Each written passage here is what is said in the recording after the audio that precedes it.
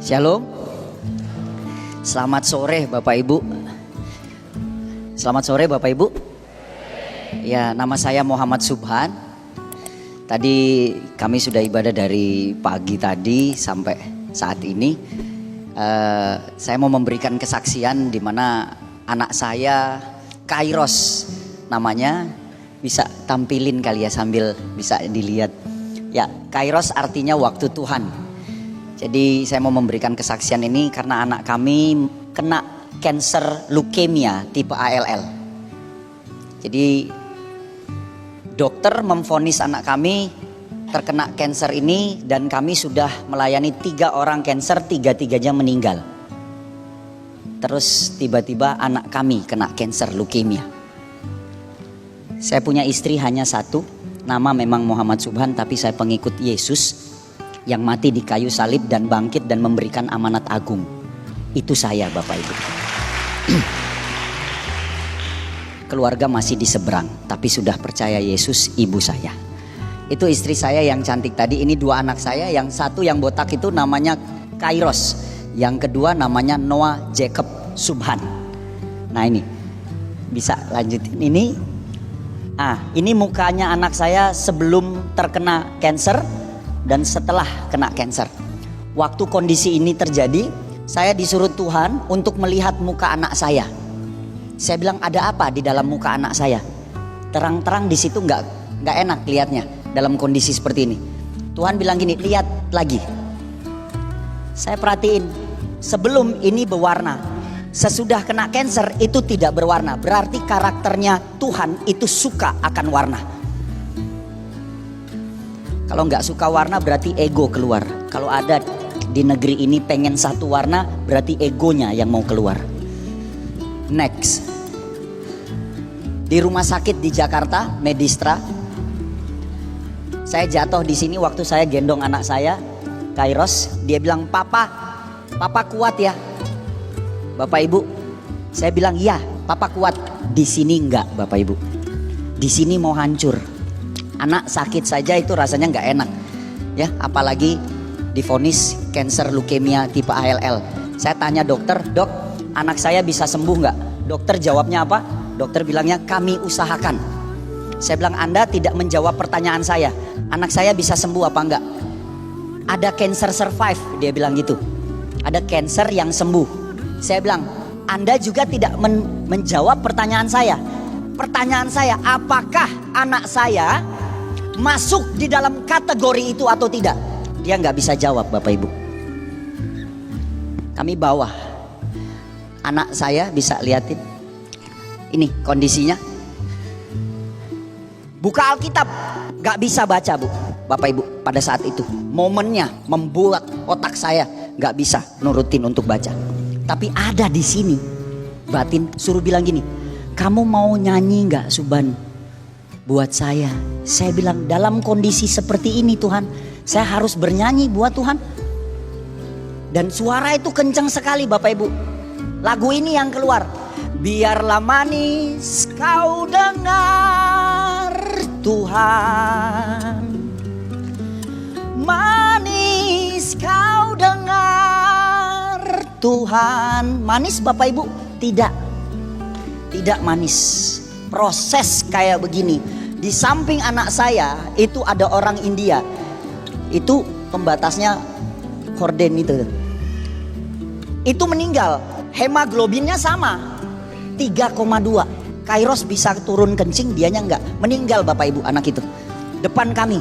Jadi kami tinggal tunggu giliran meninggal. Menunggu anak giliran meninggal enggak enak Bapak Ibu. Saya bilang ini, Tuhan, gak rasanya ini kenapa bisa seperti ini? Gak enak Tuhan. Mau baca Alkitab aja gak bisa. Rasanya Tuhan gak enak. Tapi Tuhan bilang nyanyi Subhan, nyanyi. Biarlah manis kau dengar. Manis apa Pak? Enggak manis. Suruh nyanyi lagi. Karya terbesar no. Tapi Tuhan suruh nyanyi Bapak Ibu, suara tuh audible sekali. Kami bernyanyi dalam posisi ini. Saya sama istri pegangan tangan sampai bilang gini, Tuhan kami serahkan anak kami Kairos di dalam tangan Yesus. Kami berdua mengatakan itu di tengah-tengah rumah sakit Bapak Ibu. Itu dokter dengar saya ngomong seperti itu pada saat itu. Saya tahu mungkin secara biologis anak kami, tapi ini anakmu Tuhan, kami serahkan Bapak Ibu. Rasanya menyerahkan anak di dalam tangan Tuhan gak enak. Gak enak Bapak Ibu.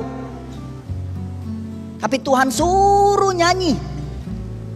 Bersamamu Bapa, sambil melihat ini, ku lewati semua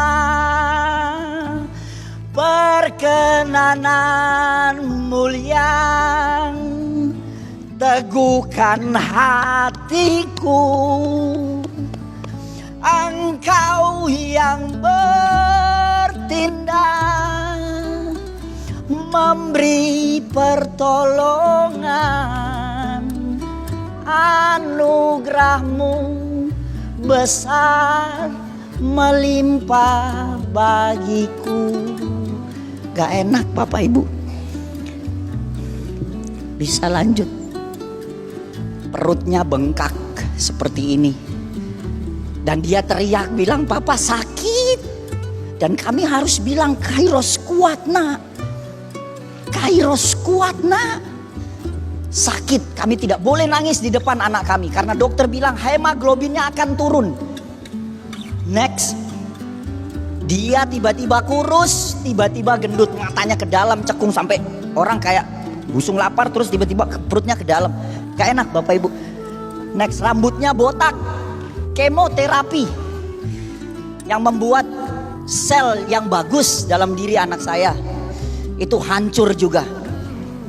Mulutnya luka, dia harus dibuat satu untuk transfusi darah karena tangannya sudah hancur. Next, ini tangannya sudah hancur. Next lagi, dan harus disuntik Bapak Ibu tiap hari 2. Nih suntikannya lebih dari 100 nih, satu kanan satu kiri. Terus lihat tiap hari kami melihat itu. Kenapa nggak berubah-berubah Tuhan situasi yang kami alami pada saat itu? Bisa next. Kami bertanya terus di ruang operasi. Kami bernyanyi di sini. Harus lihat karya terbesar. Bagaimana karya terbesar dalam kondisi ini? Tapi Tuhan bilang nyanyi terus, puji, subhan, puji. Saya bilang Tuhan gak kuat. Terus harus bernyanyi karya terbesar. Bisa terus gambarnya. Lihat ini. Ada cairan putih keluar. Siapa manusia yang bisa keluarin itu? Masukin di dalam tubuh kita sebagai manusia. Siapa kasih tahu? Gak ada di sini yang bisa tahu. Selain Tuhan yang tahu. Dan harus bernyanyi seperti itu. Maka jiwaku pun memujimu, sungguh besar Kau Yesusku. Harus seperti ini kami pada saat itu. Next Bapak Ibu. Kemo ini yang paling saya gak suka lihat. Next. Mulut berdarah tiap hari harus keluar darah itu di meja makan kami lihat. Dia maaf ya, dia pup Bapak Ibu, itu darah yang keluar. Kami tiap hari melihat itu. Dan dia harus bilang, Papa sakit ini Papa, muka tulangnya harus kami urut tiap hari jam 3 pagi. Kami harus gantian untuk bangun, untuk urut anak kami. Next. Tapi dia masih bisa seperti ini dalam kondisi leukemia. Saya bilang ini sama istri saya, yang sakit ini siapa? Kita apa dia? Proses yang kita lewati itu membuat kita jadi lebih dewasa ternyata. Next, happy. Hati yang gembira adalah obat. Next, dia tiba-tiba gendut. Ini gendut bukan karena makanan, obat Bapak Ibu. Ini obat, dalam waktu 2 minggu bisa gendut. Terus botak, saya langsung botakin kepala saya pada saat itu. Dia bilang, papa kita sama. Iya sama, sini enggak. Iya sama, sini enggak. Masih lihat situasi seperti itu. Next. Ini keinginan kami harus masuk kamar mandi untuk berdoa. Keinginan kami ini, supaya anak kami bisa bermain sampai besar. Next. Terus ini di ruangan juga kami bernyanyi. Dokter tiap kali kami bernyanyi, dia selalu mengeluarkan air mata. Gak percaya Tuhan Bapak Ibu. Dia keluarin air mata. Saya percaya hadirat Tuhan hadir di situ. Next. Pak Victor Faraktimela datang menjenguk kami. Dia gembala di GBI, di Delft, gereja di Delft Belanda. Next. Saya bawa ini. Ini dokter bilang ini tanda jumlah kemoterapi yang masuk dalam tubuh anak saya. Dan saya satu persatu harus masukin. Wah sudah banyak ya, rasanya gak enak. Segini banyaknya, jumlahnya 100 lebih Bapak Ibu. Ini masuk dalam tubuh anak saya. Hari ini dokter datang. Di sini ada satu tanda di mana dibilang ini hari bad day atau hari buruknya anak saya. Dia bilang bad day karena kenapa?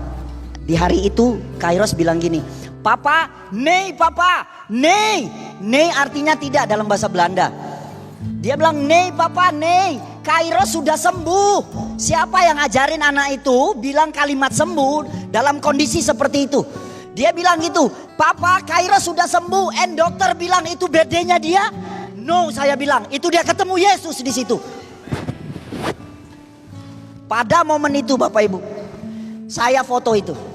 Ini psikolog anak datang pada saat itu. Dia tanya kenapa Kairos? Saya bilang ini, wah dia habis tadi pagi jam 8 pagi habis doa sama kami langsung bawa ke rumah sakit. Sampai jam 6 dokter nggak ngapa-ngapain sama dia. Bapak Ibu tahu begitu balik lagi setelah berapa hari 4,5 bulan saya tidur berdua, dokter datang sama anak saya. Pak mau ambil sumsum tulang belakang untuk cek virusnya tinggal berapa persen. Dia cek sejam dia balik. Dia kasih tahu, Pak leukemianya virusnya tinggal 1% Bapak Ibu.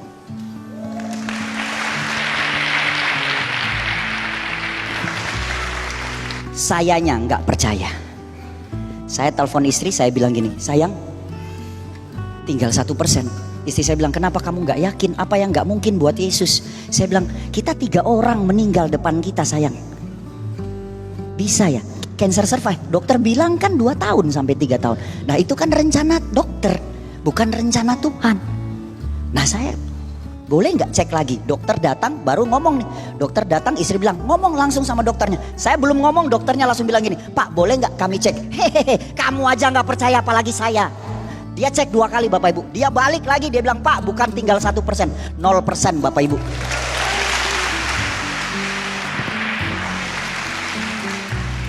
Next.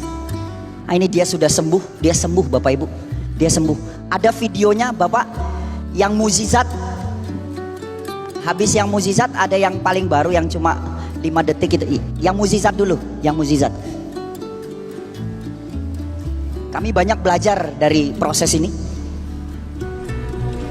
Ini, coba lihat. Siapa yang bisa masukin itu? Air. Kental, putih. Kalau bukan Tuhan. Kami bernyanyi, dia ajak dance dokter. Itu selang ke dadanya itu. Orang datang untuk lihat. Saya ajak dia jalan setelah sembuh.